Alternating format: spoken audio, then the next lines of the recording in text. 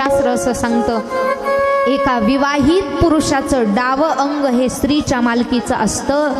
तुमच्या पतिराजांच्या अर्ध्या शरीरावरती तुमचा अधिकार असतो. आपल्या पतीच्या अर्ध्या शरीरावरती, पूर्ण अंगानं नाही परंतु अर्ध्या अंगावरती आपला अधिकार असतो. आणि म्हणून पत्नीला अर्धांगिनी म्हटलं गेलं.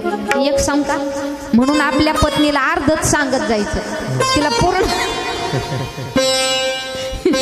पूर्णांगिनी म्हणलंय का, पूर्ण गोष्ट तिला कधी सांगायची नाही. स्वतःच्या बहिणीला 1,500ची साडी घ्यायची आणि हिला म्हणायचं 500चीच घेतली.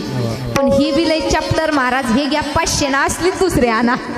लागला 800 रुपयाला चंदन. ही फार चतुर महाराज. स्त्रीचं डावं अंग पुरुषाचं हे स्त्रीच्या मालकीचं असतं असं शास्त्रामध्ये सांगितलेलं आहे. अर्धीच गोष्ट सांगायची, त्यानं घरात वाद होत नाही, बाकी काय नाही.